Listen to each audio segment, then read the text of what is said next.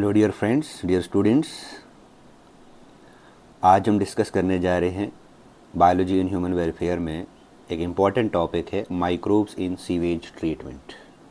ये second last topic है हमारा, इसके बाद हमारा बायोगैस बचता है, उसको भी आज इसी वीडियो लेक्चर में हम डिस्कस करेंगे। तो सबसे पहले देखिए सीवेज होता क्या है। इससे हम म्युनिसिपल वेस्ट के नाम से भी जानते हैं। इस म्युनिसिपल वेस्ट में कुछ ऑर्गेनिक वेस्ट होते हैं और पर्टिकुलरली जो इसमें वेस्ट होता है वो होता है ह्यूमन एक्सक्रीटा। ठीक है, तो सॉलिड वेस्ट में एक वेस्ट है जिसका नाम है म्युनिसिपल वेस्ट। इस म्युनिसिपल वेस्ट को हम सीवेज बोलते हैं। इस सीवेज में एक तो ह्यूमन एक्सक्रीटा आता है और भी ऑर्गेनिक वेस्ट है इसमें। अब इस आपको बखूबी आप जानते हैं कि human excreta they contain a number of pathogenic microbes and that microbes can pass into rivers, streams and other water bodies. It may cause pollution of water which ultimately cause waterborne diseases in humans. So we can say that it also contains a number of pathogenic microbes. इसमें बहुत सारे pathogenic microbes होते हैं जो कि पास होते हैं rivers से, streams से या दूसरी water body से पास होते हैं। और ये क्या करते हैं, ये अगर हमने इस ह्यूमन एक्सक्रीटा और ऑर्गेनिक वेस्ट को एक प्लांट के थ्रू ट्रीट किया, उस प्लांट का नाम आ गया सीवेज ट्रीटमेंट प्लांट्स। यहाँ पे हम क्या करते हैं, हम सीवेज को इकट्ठा करते हैं, फिर उससे ट्रीट करते हैं, ट्रीटमेंट के बाद उसको हम डिस्पोज ऑफ करते हैं। तो उससे होगा ये कि वाटर पोल्यूशन कम होगा और वो लेस इफेक्टिव होगा ह्यूमन के लिए। ठीक है, सीवेज का ट्रीटमेंट में पर्टिकुलरली 3 स्टेप्स आते हैं, primary sewage treatment, secondary sewage treatment और भी एक स्टेप आता है जिसे हम बोलते हैं टर्शरी सीवेज ट्रीटमेंट। अगर इस टर्शरी सीवेज ट्रीटमेंट की रिक्वायरमेंट आई तो हम इसको अप्लाई करेंगे, अगर इसकी रिक्वायरमेंट नहीं होगी तो हम इसे अप्लाई नहीं करेंगे। ठीक है, तो सीवेज ट्रीटमेंट में हम क्या करते हैं, हम सीवेज को एक सीवेज ट्रीटमेंट प्लांट में ट्रीट करते हैं ताकि वो लेस पोल्यूटिंग बने। अब आता है हमारा कि what is primary treatment. Primary treatment को डिस्कस करेंगे। 2 ट्रीटमेंट को हमने अच्छे से डिस्कस करना है, एक है प्राइमरी और another one is secondary. Primary treatment क्या करता है, इसमें हम 2 प्रोसेस लगाते हैं, एक फिल्ट्रेशन को अप्लाई करते हैं और दूसरा सेडिमेंटेशन को अप्लाई करते हैं। क्या करते हैं, इसमें जितने भी फ्लोटिंग और सस्पेंडेड सॉलिड हैं, फ्लोटिंग और सस्पेंडेड सॉलिड हैं, वो सीवेज से हम रिमूव करते हैं। ठीक है ना। उसके बाद जो फिल्टर्ड सीवेज होगा हमारे पास, उसको हम पास करते हैं, एक ग्रिड चैम्बर है, ये सीवेज ट्रीटमेंट प्लांट का एक चैम्बर आता है, ग्रिड चैम्बर से हम उसको पास करते हैं, जहाँ पे कोर्स सॉलिड मटेरियल, जो छोटे छोटे सॉलिड मटेरियल है, चाहे वो सैंड हो, स्मॉल पेबल्स हो, छोटे छोटे स्टोन पार्टिकल्स हों, वो सेटल्ड हो डाउन हो जाते हैं बाय ग्रेविटी से, यानी कि सेंट्रीफ्यूगेशन यहाँ पे टेक्निक इस्तेमाल होगी। आफ्टर दिस सीवेज को हम पास करते हैं, सीवेज को हम पास करते हैं सेडिमेंटेशन टैंक में। अभी जब हम इसको सेडिमेंटेशन टैंक में डालेंगे तो यहाँ पे सेडिमेंटेशन के बेसिस पे डिवीजन होगा। Here most of the sedimented particles get concentrated and settled down, है ना, ये settled down हो जाएंगे। और जो सेडिमेंटेड पार्ट होगा इसमें, द सेडिमेंटेड पार्ट जो इसमें होगा उससे हम बोलते हैं प्राइमरी स्लज। क्या बोलते हैं उसे, प्राइमरी स्लज। और इसका जो सुपरनेटेंट होगा उससे एफ्लुएंट बोलेंगे। प्राइमरी स्लज सेटल डाउन होगा और सुपरनेटेंट जो है वो ऊपर रहेगा, टॉप पे रहेगा, उससे हम एफ्लुएंट बोलेंगे। उसके बाद जो प्राइमरी स्लज है, इसको हम एक छोटे छोटे माइक्रोब्स और माइक्रोब्स के साथ ट्रैप करेंगे, यानी कि और डेब्रिस जो इसमें आएगा उसको हम इस्तेमाल करेंगे कंपोजिट लैंड में। ठीक है, जो एफ्लुएंट हमारे पास बचा उसको हम भेजेंगे सेकेंडरी ट्रीटमेंट में। तो याद रखना है कि जो सेडिमेंटेड पार्ट बनेगा जिसे हम प्राइमरी स्लज बोलते हैं, इस प्राइमरी स्लज को हम माइक्रोबियल एक्टिविटी के द्वारा, यानी कि डेब्रिस के साथ हम इसको कंपोजिट लैंड में इस्तेमाल करेंगे। और जो एफ्लुएंट है हमारे पास, इस एफ्लुएंट को हम सेकेंडरी ट्रीटमेंट के लिए भेजेंगे।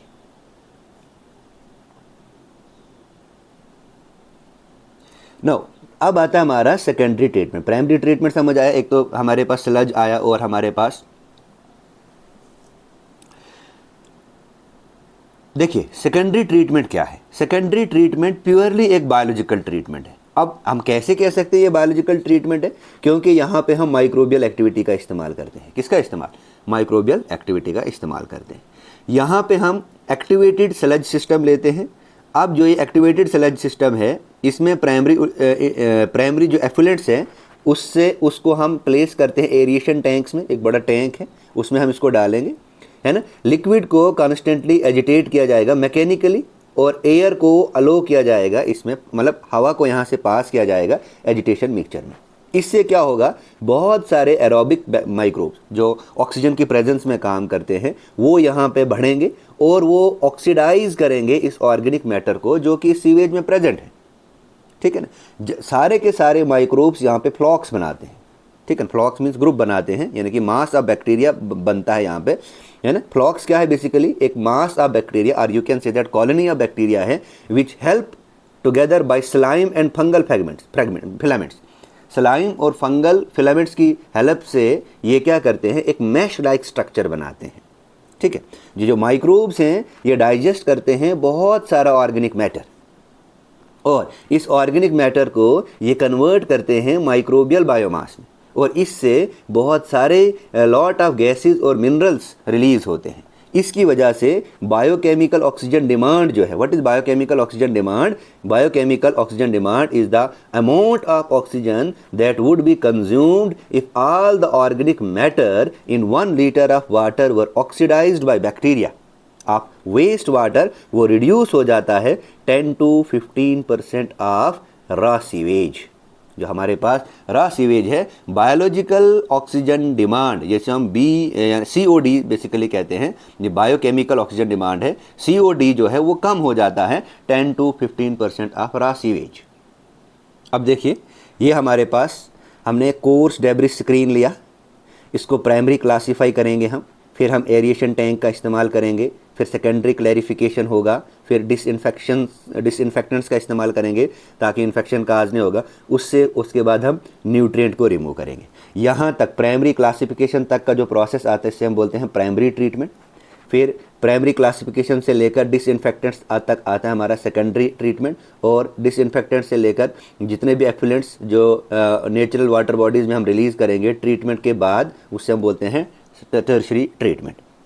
अब देखिए, सबसे पहले सीवेज है। सीवेज में हम क्या करेंगे, प्राइमरी सीवेज में हम क्या करेंगे, जितना भी फ्लोटिंग डेब्रिस है उसको सिक्वेंशियल फिल्ट्रेशन करेंगे, जैसे यहाँ पे डायग्राम में दिखाया गया है।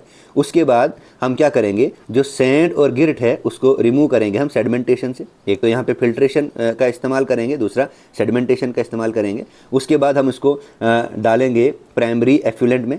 प्राइमरी एफ्लुएंट में हम प्राइमरी स्लज को डालेंगे, और यहाँ पे एक डाइजेस्टर का इस्तेमाल करेंगे जिससे हम बोलते हैं स्लज डाइजेस्टर। ये डाइजेस्टर क्या करता है, स्लज को डाइजेस्ट करता है। उसके बाद हम दूसरे नंबर पे हम लेते हैं एरिएशन टैंक। इसमें हम एयर को प्लेस करेंगे, और उसके बाद एरिएशन के द्वारा हमारे पास आता है हमारा सेकेंडरी एफ्लुएंट्स। सेकेंडरी एफ्लुएंट से भी स्लज बनेगा, इससे हम एक्टिवेटेड स्लज के द्वारा स्लज डाइजेस्टर में डाइजेस्ट करेंगे जो भी वेस्ट। उसके बाद इसको हम फर्दर किस में प्लेस करेंगे, डिसइंफेक्टेंट टैंक है, वहाँ पे हम क्लोरीन का इस्तेमाल करेंगे या अल्ट्रावायलेट रेडिएशंस का इस्तेमाल करेंगे, ताकि इसकी जो जितने भी क्लोरीन ऐड करेंगे, अल्ट्रावायलेट रेडिएशंस का इस्तेमाल करेंगे, ताकि इसकी जितने भी इसकी इन्फेक्शन है वो डिसइंफेक्टेड हो जाए। फिर उसके बाद हम इसको न्यूट्रिएंट रिमूवल में डालेंगे, और न्यूट्रिएंट रिमूवल में पर्टिकुलरली नाइट्रोजन और फास्फोरस इसको रिमूव करेंगे। अगर नाइट्रोजन और फास्फोरस इसमें ऐड करेंगे तो इसकी वजह से यूट्रोफिकेशन होगा, लेक्स में एल्गल ब्लूम्स की फॉर्मेशन होगी, जो कि एक इकोलॉजिकल काज है। हम इसको रिमूव करेंगे नाइट्रोजन और फास्फोरस को, फिर इसके बाद हम इसको एफ्लुएंटली रिलीज करेंगे नेचुरल वाटर बॉडीज़ में। तो ये डायग्राम आपने क्लियरली समझना है, ये मोस्ट इंपॉर्टेंट डायग्राम है। क्वेश्चन में अगर 5 मार्क्स का या 3 मार्क्स का क्वेश्चन आया, ये डायग्राम आपने ज़रूरी बनाना है। देखिए, डायग्राम के थ्रू मैंने आपको समझा दिया। अब देखिए क्या कहता है कि जो एफ्लुएंट है उसको हम कहाँ पे पास करेंगे, उससे हम पास करेंगे सेडिमेंटेशन टैंक के द्वारा, जहाँ पे माइक्रोबियल फ्लॉक्स बनेंगे। हैं, माइक्रोबियल फ्लास्क से ये सेटल डाउन होंगे। जो सेटल डाउन मटेरियल होगा उससे एक्टिवेटेड स्लज बोलेंगे। एक small part of activated sludge को हम इस्तेमाल करेंगे as a inoculum in aeration tank में, जहाँ पे जो रिमेनिंग मेजर पार्ट है उसको एक लार्ज टैंक से पास करें, जिसे हम बोलेंगे एनएरोबिक स्लज डाइजेस्टर। ये क्या करेगा, स्लज को डाइजेस्ट करेगा। यहाँ पे यहाँ पे एरोबिक माइक्रोब्स का इस्तेमाल करेंगे। अगर स्लज में प्रेजेंट है वो किल हो जाएंगे। एनारोबिक माइक्रोब्स जो है हवा की एब्सेंस में जितने भी माइक्रोब्स हैं वो डाइजेस्ट करेंगे ऑर्गेनिक मैटर को as well as aerobic microbes को। ड्यूरिंग डाइजेशन बैक्टीरिया बहुत सारी गैसेज रिलीज करता है, जैसे मीथेन गैस रिलीज करेगा, कार्बन डाइऑक्साइड करेगा, hydrogen sulphide gas etcetera release करेगा। इन गैसेज को दीज गैसेज फॉर्म बायोगैस। आगे हमारा टॉपिक बायोगैस है, उसमें हम इस्तेमाल करेंगे and can be use as a source of energy. इन्हें इस्तेमाल करेंगे हम as a source of energy. तो टेरिशरी ट्रीटमेंट क्या है, ये थोड़ा सा एक्सपेंसिव स्टेप है ट्रीटमेंट का। इसमें हम नाइट्रेट्स और फॉस्फेट्स को रिमूव करते हैं, यानी कि नाइट्रोजन कंपाउंड्स को और फॉस्फेट को रिमूव करेंगे बाय प्रेसिपिटेशन टेक्निक्स से हम इसको रिमूव करेंगे और वाटर को प्योर बनाएंगे ताकि हम इसको दोबारा से ड्रिंकेबल बना सकें। हाँ, एक इम्पॉर्टेंट सब टॉपिक है, इसका नाम है river action plan. River action plan में आपने याद रखना है कि बिफोर 1985 कुछ सिटीज़ और टाउन्स में सीवेज ट्रीटमेंट प्लांट्स थे। अब तो मेजॉरिटी ऑफ सिटीज़ में सीवेज ट्रीटमेंट प्लांट है। म्युनिसिपल वेस्ट वाटर को डिस्चार्ज किया जाता था डायरेक्टली रिवर में, जिसकी वजह से क्या होता था कि पोल्यूशन और बहुत ज़्यादा पोल्यूशन बढ़ जाता था और वाटर बोर्न डिजीज़ के इंसिडेंसेस चांसेस जो हैं वो बहुत ज़्यादा होते थे। जैसे कॉलरा होता था एट्सेट्रा, जितनी भी वाटर बोर्न डिजीज़ है उनके अक्रेंसेस के चांसेस ज़्यादा हैं, कॉलरा, डाइसेंट्री वगैरह। इसलिए हमने इस चीज़ से बचने के लिए मेजर रिवर सिस्टम जो इंडिया के हैं उनमें एक सीवेज पोल्यूशन से बचने के लिए मिनिस्ट्री ऑफ एनवायरनमेंट और फॉरेस्ट ने MOEF ministry of environment and forest ने एक इनिशिएटिव लिया जिससे हम बोलते हैं रिवर एक्शन प्लान्स। और क्या किया इसमें, इन्होंने बताया कि हम डेवलप करेंगे सीवेज ट्रीटमेंट प्लांट्स को under national river conservation authority, जो NRCA है, नेशनल रिवर कंजर्वेशन अथॉरिटी। उसके तहत बहुत सारे प्लान आए, जैसे गंगा एक्शन प्लान आया, जैसे यमुना एक्शन प्लान आया, सतलुज एक्शन प्लान आया, गोमती एक्शन प्लान आया। तो बेसिकली जिस रिवर में सीवेज ट्रीटमेंट प्लांट लगाया तो उसके हिसाब से प्लान आ गया। Ganga action plan to clean the Ganga river, Yamuna action plan to clean the Yamuna river. It is a initiative under ministry of environment and forest under the agency known as NRCA, that is national river conservation authority. तो ये था Ganga action, this is river action plan. और particularly इसमें Ganga action plan का बताओगे कि ये कब शुरू हुआ था। तो ये था आज का टॉपिक हमारा सीवेज ट्रीटमेंट। और सीवेज ट्रीटमेंट को हम कैसे ट्रीट करेंगे, प्राइमरी ट्रीटमेंट हमने पढ़ा, सेकेंडरी पढ़ा और टेरिशरी पढ़ा। टेरिशरी इज़ थोड़ा सा ज़्यादा एक्सपेंसिव है और इसमें आपने यही याद रखना है कि नाइट्रोजन और फॉस्फेट्स को रिमूव करने के लिए टेरिशरी ट्रीटमेंट का इस्तेमाल करते हैं। और ज़रूरी भी है टेरिशरी ट्रीटमेंट, नहीं तो यूट्रोफिकेशन होगा वाटर बॉडीज़ में। ठीक है, thank you. This is all about today's lectures. Hope आपको ये लेक्चर समझ में आया होगा। Thank you, have a nice day.